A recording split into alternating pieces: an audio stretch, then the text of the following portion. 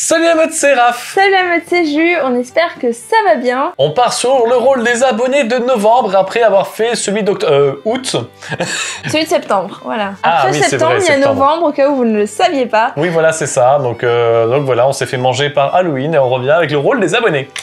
Merci à tous d'avoir postulé énormément de rôles, il y en a plus de 300 dans le questionnaire rôle des abonnés qui se trouve en description. Voilà, dès que vous avez une idée de rôle, paf, vous le mettez dedans. Moi, à chaque fois, je fais un tirage au sort des rôles et puis si je comprends le rôle, eh bien on le présentera. Voilà, j'avoue qu'il y a des rôles je comprends juste pas et du coup, je peux pas les présenter. C'est pas grave, on fera un rôle des abonnés fail avec les trucs les plus incompréhensibles. Dites-nous en commentaire si on peut le faire ou pas. Ouais, c'est ça.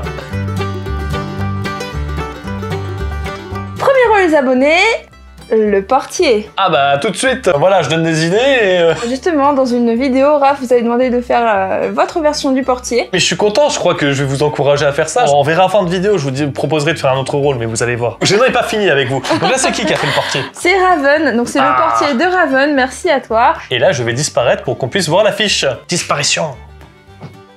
Le portier est donc un rôle solitaire. Sa condition de victoire, c'est que au moment où les loups-garous ont gagné, donc c'est-à-dire qu'ils sont en nombre égal au nombre de joueurs ou supérieur au nombre de joueurs, comme dans Among Us finalement, eh bien si le portier est en vie à ce moment-là, c'est le portier qui gagne et qui leur vole la victoire. Oh le vilain! Il possède un pouvoir, en fait chaque nuit, il peut verrouiller la porte d'un joueur et ce joueur ne pourra pas utiliser son pouvoir cette nuit. Précision supplémentaire, il ne peut pas désigner deux fois de suite le même joueur et en plus de ça, s'il désigne un loup-garou, les loups-garous ne se réveilleront pas cette nuit et donc ne feront pas de victimes cette nuit. Oui, parce qu'en fait, les autres loups-garous, ils essaient d'ouvrir la porte pour leurs potes et ils n'y arrivent pas. C'est pour ça ils passent leur temps sur la porte en fait. Voilà, ils passent attention à la porte et ils vont se rendormir. Putain, je suis dans la tête de Raven, on a une connexion, ah là là, trop bien quoi. Il nous a précisé que c'était un rôle pour le mode clair. Ça part plutôt bien. L'idée d'empêcher des rôles d'utiliser leur pouvoir, ça existe, mais c'est pas hyper courant, donc ça reste plutôt original, surtout en bloquant tous les loups-garous. Il y a ça, et en plus de ça, souvent les gens nous le proposent en tant que villageois qui empêchent les autres de se réveiller. Bah oui, mais les autres c'est des villageois en fait. Tu vas gêner les villageois en tant que villageois, c'est un peu nul. N'utilise juste pas ton pouvoir. Alors que là c'est un solitaire, il va se faire un malin plaisir d'embêter tout le monde. C'est ça. Une question à laquelle la description du rôle n'a pas répondu, c'est qu'est-ce qui se passe si le village réussit à éliminer tous les loups-garous? En gros, il a perdu quoi. Il a perdu. C'est pas précisé, donc il a perdu. Il a perdu. Donc en fait au début, il est vraiment contre les villageois. Il doit tout faire pour que les villageois se fassent manger, ouais. Mais pas lui. C'est important de le savoir. Hein. Donc il peut essayer de désigner le salvateur par exemple, comme ça il peut protéger personne, ils vont forcément mourir.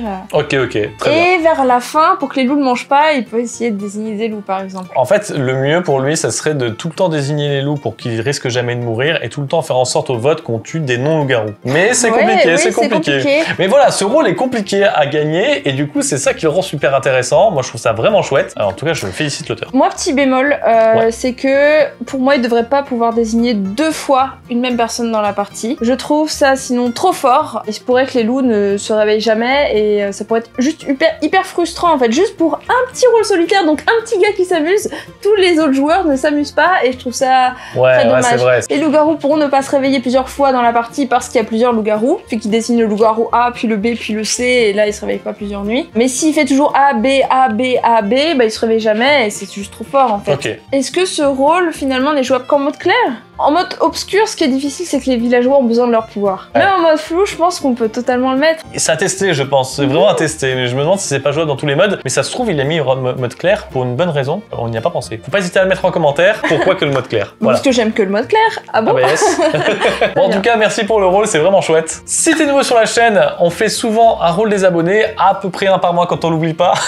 Donc n'hésite pas à t'abonner, mets la cloche et n'hésite pas à envoyer des rôles dans le questionnaire dans la description. Rôle numéro 2, c'est encore un solitaire, c'est le chat noir proposé par Cheshire Cat, merci beaucoup à toi. Et en fait, faut s'imaginer que le chat noir, c'est le chat noir de la sorcière. Et en effet, sa condition de victoire à ce rôle solitaire, c'est que donc si les villageois ont gagné, c'est-à-dire qu'il n'y a plus de loups, ou si les loups ont gagné, c'est-à-dire qu'ils sont en nombre égal au nombre de villageois, alors que la sorcière est encore en vie, à ce moment-là, c'est le chat noir qui gagne. Il a deux pouvoirs. Le premier, c'est que la nuit 0, il saura qui est la sorcière. C'est plutôt utile pour savoir qu'il doit la protéger, et en plus de ça, son deuxième pouvoir, c'est que tant que le petit chat noir est en vie, eh bien la sorcière ne pourra pas mourir de l'attaque des loups-garous. Ah Giovanni, tu peux faire un super effet spécial, genre un avion qui me drop comme ça, je tombe en parachute et... Ouais, un truc comme ça, ouais, s'il te plaît, ouais, grave.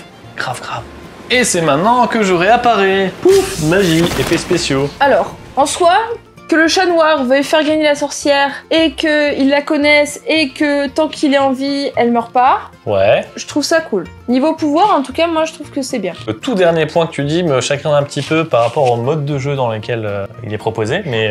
J'ai pas précisé, du coup, le mode de jeu c'est flou et obscur. Et ça, pour moi, ça me dérange un petit peu parce que vu que le flou et obscur se base sur la dévo, le fait que les loups-garous puissent pas éliminer leur adversaire de la nuit, un rôle comme la sorcière, tu m'aurais dit un rôle comme un truc pourri, j'aurais dit ok, pas de souci, mais la sorcière, c'est le rôle le C'est plus vrai fort qu'elle du est jeu. forte, elle est hyper forte en flou et obscur et du coup, le fait qu'elle puisse pas être tuée à cause du chat noir, c'est chaud. Donc c'est-à-dire que si t'as le chat noir, tu mets 5 loups-garous, enfin...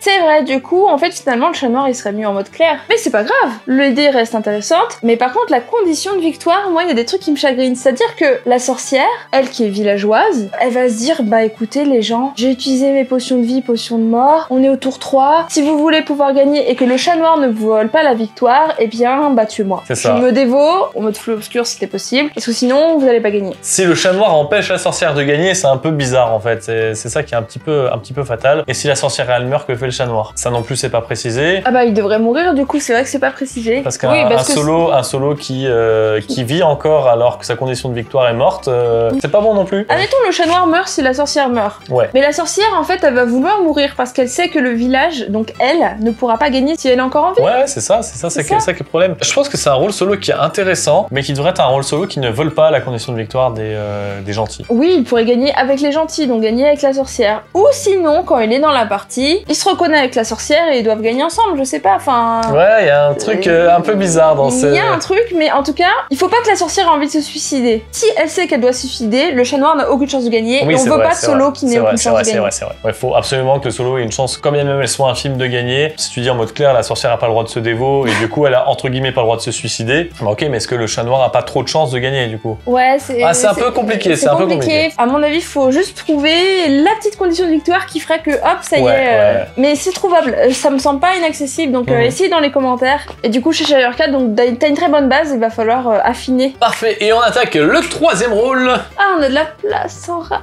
C'est ce que je me suis dit pendant un mois et demi. Hein. Oh. Ah là, ça tacle. Pierre Kiroul nous a proposé son Salvateur sans visage. Donc, je suppose que c'est un rôle de protection. Effectivement, il est dans le village. Au crépuscule de chaque nuit, donc après avoir voté, mais avant d'endormir tout le monde, les joueurs vont devoir pointer un autre joueur. Et en fait, parmi tous ceux-là, il y a le Salvateur sans visage qui pointe quelqu'un. Le joueur pointé ne pourra pas être éliminé cette nuit. Qu'est-ce qu'on doit comprendre de tout ça, de cette mécanique? Bah, qu'on crée beaucoup de bazar pour que le Salvateur puisse protéger. Il y a ça, oui, c'est imposer à tout un vote supplémentaire à tout le monde, un vote à main levée, que le MJ regarde tout le monde. Je sais pas si j'ai été claire dans mon explication en fait. En fait, concrètement, tout le monde va pointer un joueur. Ça va servir à rien, sauf le Salvateur sans visage qui va pointer quelqu'un. Et là, le MJ va se dire, ah, le Salvateur sans visage a pointé Axel, donc Axel ne pourra pas mourir cette nuit. Et en fait, les loups-garous, eux, ils vont voir tout ça, ils vont voir qui a été pointé, ils vont se dire, je vois que Marlène n'a jamais été pointée, peut-être qu'on va la désigner cette nuit, comme ça on est sûr de pas tomber sur le protégé du Salvateur sans visage. Alors du coup, c'est une mécanique totalement nouvelle. Oui, complètement. Ça ouvre des perspectives parce qu'en fait, on pourrait faire ce genre de truc pour plein de types de pouvoirs. Ouais, c'est vrai. Un chasseur sans visage. La voyante sans visage. Mais elle voit pas du coup, elle a pas d'œil. Yes. Non, mais en fait, donc, oui, on peut du coup imaginer plein de choses avec cette mécanique. Mais... Alors déjà, ça allonge un peu la partie. Parce que même si Salvateur sans visage est mort, on va devoir continuer à fake ça, à faire ce tour pour rien. Ouais, c'est vrai que c'est un peu... Le MJ doit être discret, ça veut dire qu'il doit prendre l'information sans souvenir, mais faire genre il regarde partout. Il y a le risque que les gens regardent le MJ pour essayer de comprendre qui est le Salvateur sans visage. Sur Discord, c'est applicable si tout le monde tape un nom, paf, et le balance dans le chat public. Et en plus de ça, l'information va rester, donc ça peut être super fort sur Discord. Et aussi autre chose, c'est que les joueurs peuvent se concerter à l'avance et établir des plans de jeu à l'avance pendant le phase des débats. Bon, à ce tour-ci, on va tous pointer Raph, comme ça on sera sûr qu'il va être protégé, ou vas-y tout le monde. Mais en fait, il y a pire. Tout le monde vote son voisin de droite, comme ça on sait, comme ça les loups-garous savent pas qui ils peuvent tuer de façon sûre, à part leur propre voisin de droite. Hein? En fait, il y a que les loups-garous vont être tentés d'attaquer leur propre voisin de droite parce que c'est les seuls qui savent pas protéger. Mais du coup, si un voisin de droite meurt la nuit, on saura qu'il est prêt. Cette technique est incroyable. On a déjà des strats pour casser le Salvatore sans visage. Alors, il y a des choses à tester. Je pense que c'est un rôle marrant à tester, à voir si il est viable sur le long terme, mais ça se devine pas comme ça. Mais en tout cas, c'est le genre de rôle qui va canaliser les débats. C'est-à-dire que tous les débats, tout le monde va parler sans cesse du Salvatore sans visage, et on va plus parler des loups-garous finalement. Donc faut faire attention lorsque vous avez un rôle de ce genre, de toujours parler des loups-garous encore. Parce que c'est eux les vrais ennemis du village. Et du visage aussi et d'ailleurs. attendez-vous à ce que vos joueurs en parlent longuement du Salvatore sans visage. Arrêtez les débats autour du Salvatore sans visage, régulièrement recentrez le débat autour des loups-garous, sinon vous allez perdre beaucoup de parties avant que ça rentre dans la tête des joueurs, je pense. Je sais plus quel autre rôle il y a ça, mais si on en met plusieurs, je sais pas, vous mettez le joueur de flux dans la partie, le Salvatore sans visage, vous aurez des débats incompréhensibles, c'est sûr. Ah, ça va être merveilleux. Attends, du coup on en a fait un rework ou pas là? On n'a rien dit, on n'a rien changé On n'a rien changé. On n'a rien changé et c'est rare, donc bravo. C'est que, en fait, ton rôle, ouais, moi j'ai envie de l'essayer. Je le mettrai pas toutes les parties parce que ça rallonge, c'est quand même... Mais ça se tente à tester. Et en ligne, c'est beaucoup plus simple. Et vu qu'en ce moment, on peut principalement ne jouer qu'en ligne, donc... Testez-le sur Discord. Ouais. Merci beaucoup, Pierre qui roule. Et voilà, j'espère que ce rôle des abonnés vous a plu. On se retrouve le mois prochain pour 3 nouveaux rôles des abonnés. Julie, tout à l'heure, parlait du loup-garou A, du loup-garou B, du loup-garou C. Histoire de rendre les choses ultra confuses, je vous propose, pour ceux qui le veulent, d'essayer de relever ce défi. Créez-moi le loup-garou A, le loup-garou B, le loup-garou C. À vous de jouer. Oh non.